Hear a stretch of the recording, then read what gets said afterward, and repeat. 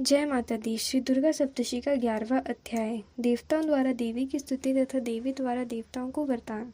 प्रातः काल के सूर्य के समान जिनके अंगों की कांति है, जिनके मस्तक पर चंद्रमा का किरीट मुकुट है, जिनके 3 नेत्र से शोभित है, जो मंद मुस्कुराहट वाले मुखारविंद से शोभ्यमान हैं, अभय सुंदर वाले हाथों में जिनके वरदान अंकुश पाश धारण किए हुए हैं, ऐसी भुवनेश्वरी देवी का मैं भजन करती हूँ।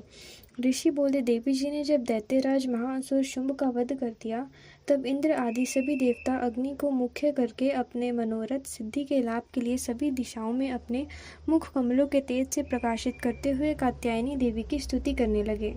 देवता बोले, हे शरणागतों के संकट निवारिणी देवी, हम पर प्रसन्न होइए। सारे जगत की माता प्रसन्न होइए। हे विश्वेश्वरी, विश्व की रक्षा कीजिए। हे देवी, आप ही चर अचर की स्वामिनी हो, आप ही एकमात्र जगत का आधार हो, पृथ्वी स्वरूप से विराज रही हो। हे देवी, आपका पराक्रम अलंघनीय है।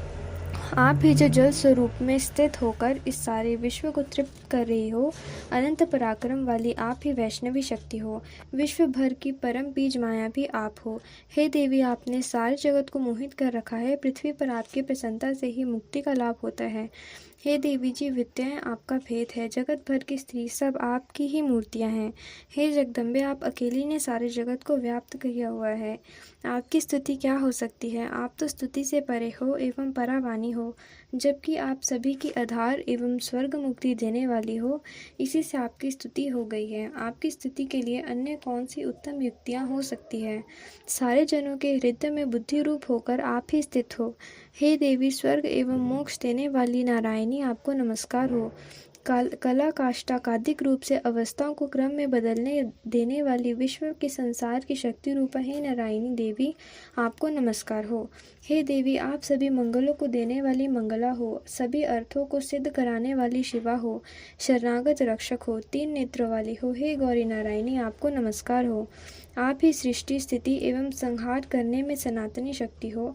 आप गुणमयी एवं गुणों को आधार करती हो। हे नारायणी देवी, आपको नमस्कार हो। शरण में आए हुए दीन दुखियों की रक्षा करने में संलग्न सबके संकट निवारण करने वाली हे नारायणी देवी, आपको नमस्कार हो। हंसों में जुते हुए विमान पर विराजमान ब्रह्मा जी के रूप को धारण करने वाली, कुश मिश्रित जल छिड़कने वाली हे नारायणी देवी, आपको नमस्कार हो। माहेश्वरी के स्वरूप से त्रिशूल, चंद्रमा और सर्पों को धारण करने वाली, महावृषभ पर बैठने वाली हे नारायणी देवी, आपको नमस्कार हो। मोर तथा मुर्गे से आवृत महाशक्ति को धारण करने वाली, पाप रहित कौमारी रूप में स्थित हे नारायणी, आपको नमस्कार हो। शंख चक्र शांदर्ग इन उत्तम अस्त्रों को धारण करने वाली वैष्णवी शक्ति रूप प्रसन्न हो जाओ। हे नारायणी देवी, आपको नमस्कार हो।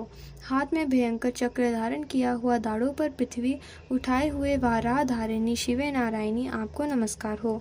भयानक नरसिंह का रूप धारण करके दैत्यों का वध करने के लिए उद्यमशीले त्रिलोकी की रक्षा करने में परायण नारायणी देवी, आपको नमस्कार हो। हजार उज्ज्वल नेत्र धारण करने वाली, किरीट धारणी, महाव्रज धारणी, वृतासुर के प्राण हरने वाली ऐन्द्री शक्ति नारायणी, आपको नमस्कार हो। शिवदूती के स्वरूप से दैत्य की बड़ी सेना का नाश करने वाली, महानाद करने वाली, भयंकर रूप वाली नारायणी देवी, आपको नमस्कार हो। भयानक दाढ़ों से महाभयानक मुख वाली, मुंडमालाओं से शोभ्यमान, मुंडों तथा मथन करने वाली चामुंडा नारायणी देवी, आपको नमस्कार हो। लक्ष्मी, लज्जा, महाविद्या, श्रद्धा, पुष्टि, स्वधा, ध्रुवा, महारात्रि, महाअविता हे नारायणी देवी, आपको नमस्कार हो।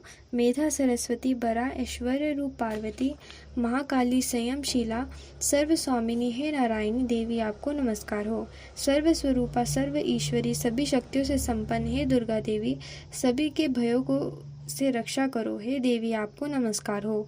यह आपका मुख 3 नेत्रों से भूषित अति सुंदर हमारी सभी भयों की रक्षा करे। हे कात्यायनी देवी, आपको नमस्कार हो।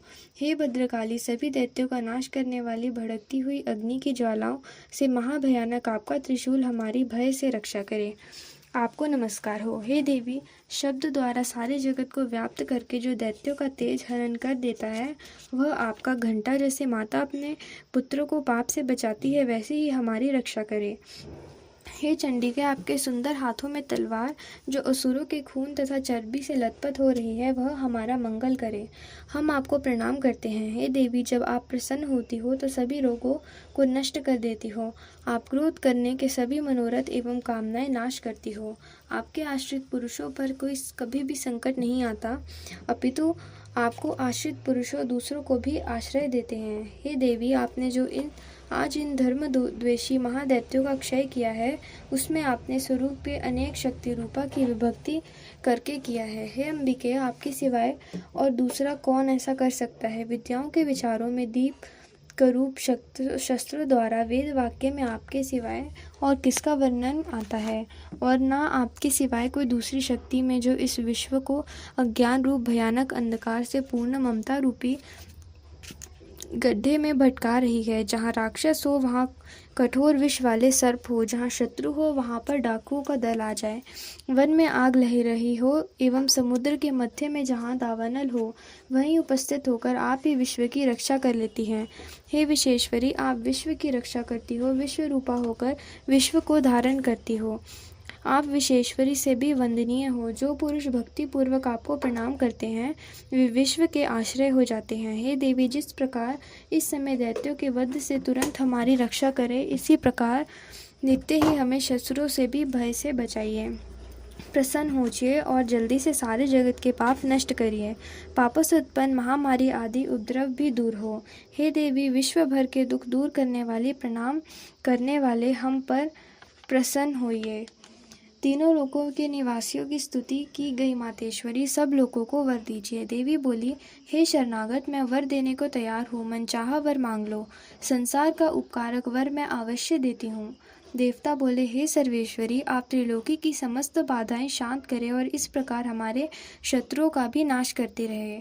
देवी बोली, हे देवतागण, वैवस्त्य मनंतर में 28वें युग के आने पर शुम्भ निशुम्भ नामी 2 और महादैत्य पैदा हो जाएंगे। तब मैं नंद गोप की गृहिणी यशोदा के गर्भ में अवतार लूंगी और विंध्याचल में जाकर निवास करूंगी। उस समय उन दोनों का नाश करूंगी। फिर पृथ्वी पर महाभयंकर रूप से अवतार लेकर वह प्रचिति नामक दैत्यों का संहार करूंगी। उन वह प्रचिति नाम घोर दैत्यों का भक्षण करते करते मेरे दांत भी अनार के फूलों की तरह लाल हो जाएंगे। तब स्वर्ग में देवता और पृथ्वी पर मनुष्य मेरी स्तुति करते समय मुझे रक्त दंतिका कहेंगे। उसके अनंतर जब पृथ्वी पर 100 वर्षों तक वर्षा नहीं होगी, पानी नहीं मिलेगा, तब मुनिजन मेरी स्तुति करेंगे। उस समय मैं आयोनिजा प्रकट होंगी। मैं 100 नेत्र द्वारा उन मुनियों को देखूंगी। तब मनुष्य मेरी शताशी नामक से कीर्तन करेंगे। हे देवतागण, उस समय मैं सारे संसार को जब तक वर्षा नहीं होती तब तक अपने शरीर से उत्पन्न शाक द्वारा पालूंगी। पृथ्वी पर शाकांबरी इस नाम से मैं विख्यात हो जाऊंगी। वहां पर जब मैं एक दुर्गम नामक दैत्य का वध करूंगी, फिर मेरा नाम दुर्गावती नाम से विख्यात होगा। फिर जब मैं भयानक रूप धारण करके हिमाचल पर रहने वाले राक्षसों का मुनियों की रक्षा के लिए भक्षण करूंगी, उस समय सभी मुनि भक्ति भाव से नम्र होकर मेरी स्तुति करेंगे। तब मेरा नाम भीमा देवी विख्यात होगा। फिर जब अरुण नामक दैत्य त्रिलोकी में भय एवं बाधाएं उपस्थित कर देगा, तब मैं त्रिलोकी की रक्षा के लिए 6 पंजों वाले असंख्य भ्रमरों का रूप धारण करके उस महाअसुर का वध करूंगी। उस समय मुझे भ्रामरी कहकर लोग सर्वस्त्र मेरी स्तुति करेंगे। इस प्रकार जब जब भी लोकों में दैत्य द्वारा बाधाएं उपस्थित होंगी, तब तब मैं अवतार ले लेकर शत्रुओं का नाश करूंगी। धन्यवाद। इसी के साथ हमारा 11वां अध्याय भी समाप्त हुआ।